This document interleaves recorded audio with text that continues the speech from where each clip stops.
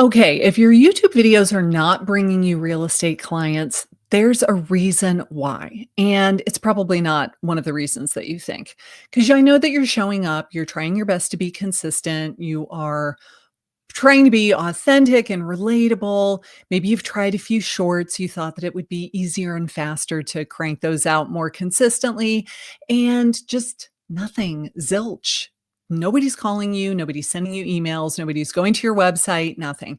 And at some point, you just start wondering, is it me? Are my videos really that terrible? Do I need like acting lessons? Do I need way more expensive equipment? Do I need a professional videographer to follow me around and follow my every move and record my entire day for me? No, you don't need to do any of those things.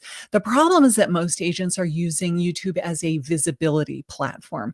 They're treating it a lot like Instagram and Facebook and other platforms. But YouTube really shines, it excels as a system. And if you start using YouTube like a system, you could have the kind of results that I had with my channel. So let me show you what those were because it kind of blew my mind when I started doing this. I started making videos for my channel around June of 2017. And by the time I retired from selling real estate in December of 2022, these were the kind of views that I was getting for my channel. So I've gotten well over 1.6 million views. I've gotten hundreds and hundreds and hundreds and hundreds of leads, probably well over 1,000 leads at this. It's got to be more into like 2,000 and 3,000 at this point. I formed a team. We got most of our business from our YouTube channel.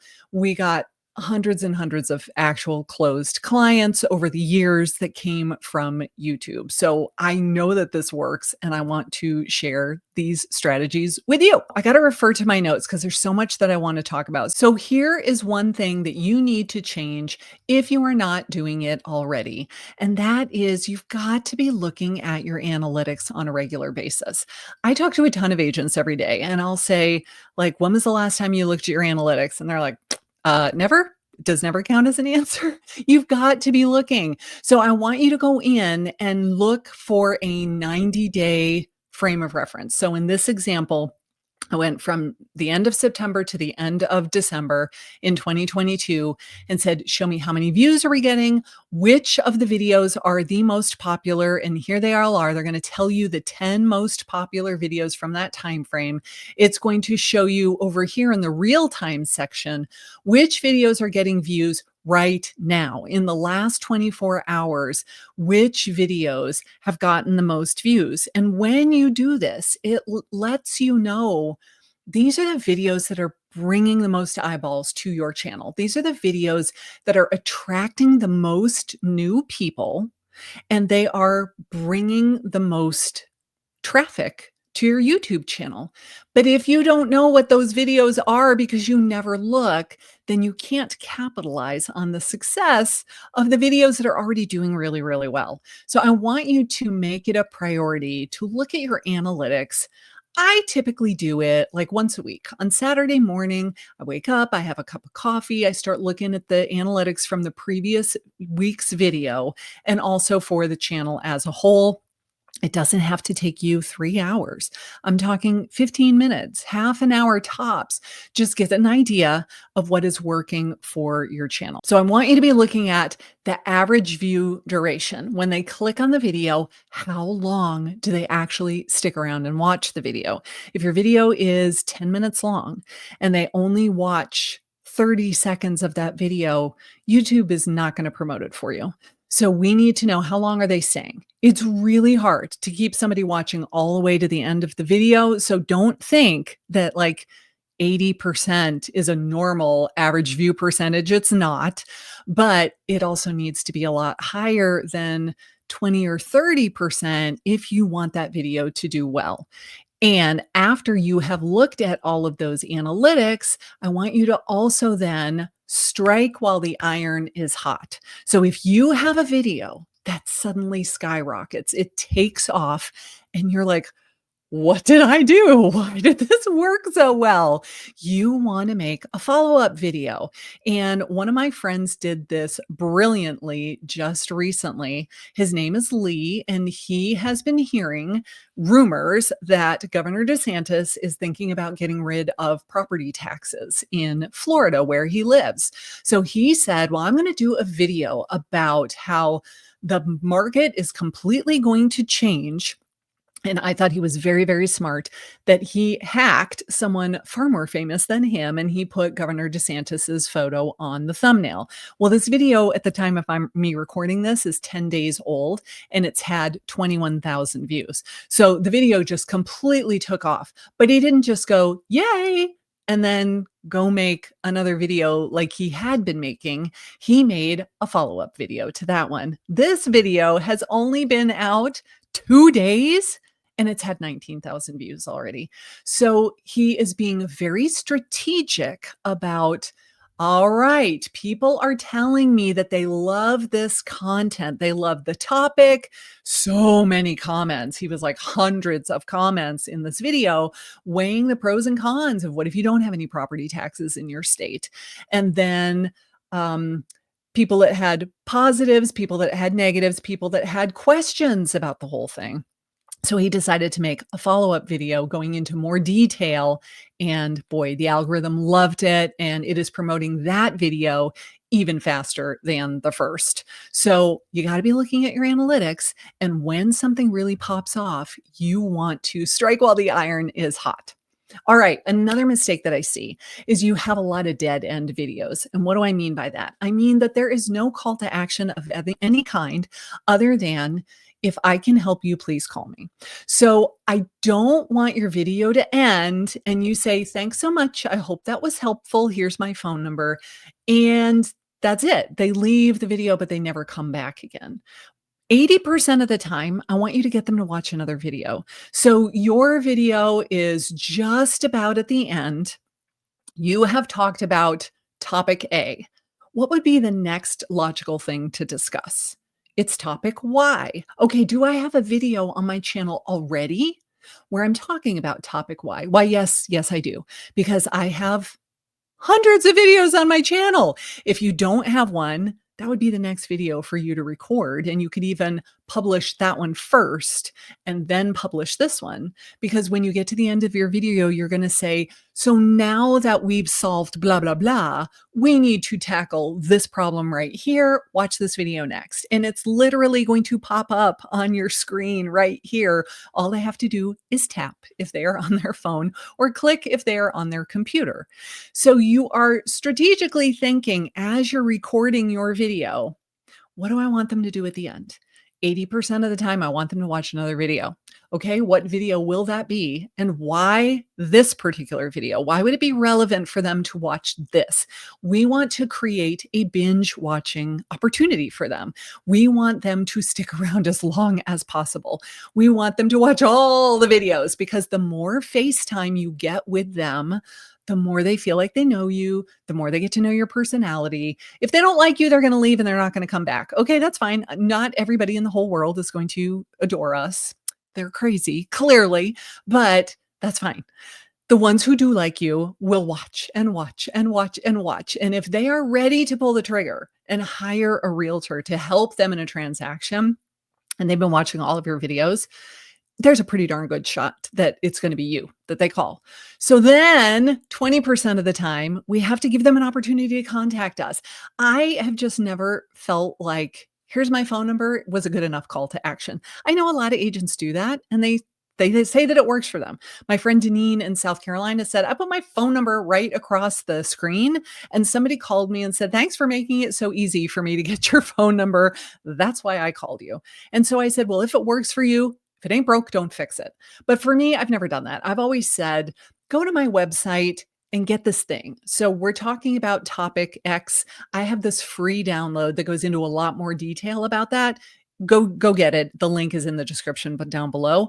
And I find that that works very, very well, especially for people that are not quite ready yet. They don't want to pick up the phone and call you yet because they're thinking about doing this 3 months from now. and they don't want to waste your time. They're not ready. They don't have all their ducks in a row. They don't have their financing lined up. They're just not ready. So they feel like, I don't want to call you yet because I'm not there yet. But if I say, go to my website and download this free thing, oh, they will do that all day long. And they still give me their name and their email and their phone number. So when I call them and say, hey, I saw that you downloaded my guide. Are you thinking about moving soon? We talk and we have a great conversation. And they tell me, I'm not ready yet. That's okay, because I can now follow up with them. For the next 90 days, I'm going to follow up with them with emails and phone calls and text messages, giving them lots and lots and lots of value, not just harassing them and saying, hey, just checking in. Are you ready yet? Please don't do that. Give them something of value so that they want to hear from you. And you're not training them of, oh God, she's calling me again. Every time they see you on caller ID, they're like, block. That will happen if you call for no reason other than, are you ready to give me a transaction yet? But if you send them stuff like, hey, I thought this might be a value for you. I was thinking of you, and I saw this article about interest rates, and this would be really good information. Or I read this, I went to this seminar at the brokerage. They were talking about assumable loans. And so I looked up, and did you know there's like 3,000 homes in our area for sale that have assumable loans? What if you could assume a loan that was at a 3% interest rate? That would totally change your monthly payment. That would be really awesome, right? Do you think that you would be interested in that? You send them an email like that, who's not going to reply and say, oh my gosh, that would be so cool. Don't just call and say, just checking in. Are you ready to do a transaction yet? Because I need a paycheck. Okay. So if you need help building all of this out, by the way, I have a whole bunch of plug and play templates that make this really easy. I'll put some links in the description down below. They're super inexpensive and affordable. It's just going to show you how you can create an entire funnel like this, where we have a free offer, we have a landing page, and we have a follow-up email sequence. And then it just runs 24/7, because people will find this video that you make years from now. And if your free guide is linked below the video, they will go download it. Even though you made it in 2020, they will go download it. Okay, let's talk about shorts. YouTube shorts, in my opinion, take it for what it's worth. I do not know a single real estate agent who has really grown their YouTube channel with shorts.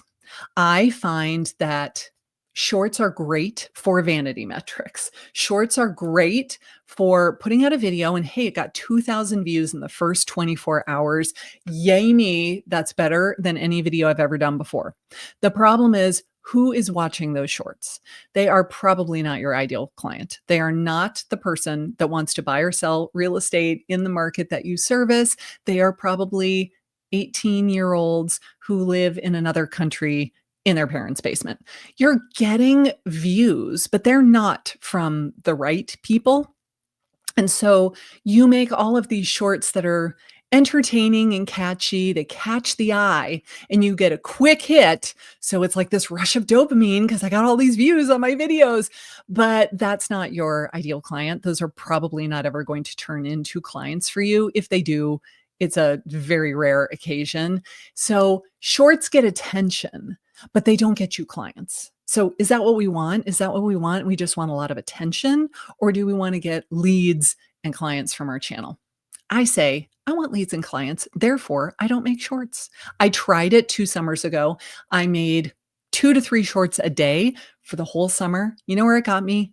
Nowhere. What a colossal waste of time that is. But I did the research. In fact, I made a whole video about it. I will link it. I think it's up here, so that if you want to watch it and see how that all played out for me, please feel free and learn from my mistake, and don't do it. Just say no and make long form videos like this. Okay. Well, let's talk about the format of the video structure itself. You must promise me you will never, ever, ever start a video again with, hi, everyone. Welcome back to my channel. My name is Karin Carr, and I'm a realtor in Savannah, Georgia with XYZ Brokerage. If you do that all the time in your videos, I want you to go to your analytics. I want you to go to each individual video, and on the details page or the overview page, I want you to scroll down to the bottom, and there is an audience retention graph. I guarantee what you're going to see is the video starts here and you say, "Hi, everyone, I'm a realtor." And it goes, it just plummets. Everyone says, "Ugh, another salesperson. I'm out of here." And they leave the video. So if you do that, nobody is sticking around to watch till the end. You are killing your channel over and over and over again every single time you make a video like that. You cannot do that. Instead, you have to start with an amazing opening hook. Think about what your topic is, and then what would be like super interesting to them to make them want to stick around and watch to the end. In the case of my friend Lee, if his video was about like we're getting rid of property taxes in Florida, the opening hook could be something like this change is going to completely change the real estate industry in Florida. And right now, we have a complete surplus of listings that sellers cannot give away. I guarantee you, this is going to change everything in the next 12 months, and you need to know about it. Somebody would absolutely be like, "What is he gonna tell me?" And stick around and watch. We're not giving away the secret in the title, we're not giving away the secret with the thumbnail, but we are teasing it just like when you watch ads for the 6 o'clock news. They say, "In tonight's news, we're gonna be talking about this," and they tease you to make you come back at 6 o'clock and watch the news. We're gonna do the same thing in the first 30 seconds of our video to keep them watching until the end. Okay. Then you're not driving traffic to your website with a lead capture form so that you can get those leads. So again, 80% of the time we want them to watch another video, but 20% of the time we want to drive them to our website. We want to have them fill out a form with their information so that we can follow up with them. And it can be people that are long term. They are 12 months out, 18 months out. I've had people say, "I'm 7 years out from buying." And by the way, just because they say that doesn't mean they are. I had someone say they were 7 years out. But oh, by the way, would you email me properties in this price range just so I can get an idea of what stuff costs there? 3 weeks later, we were under contract. So just because they say 7 years doesn't mean that that is the truth. So here's what I want you to do next. I want you to comment the word YouTube below, and I'm going to send you my free guide called The First 10 Steps to a Lead Generating YouTube Channel. Because if your channel is not getting business, I have ideas of how you can fix it. And I will give you this entire guide so that you can make those changes on your own channel. Because this is the strategy that I've used on my business since 2017, and it works. So comment YouTube and go grab your guide.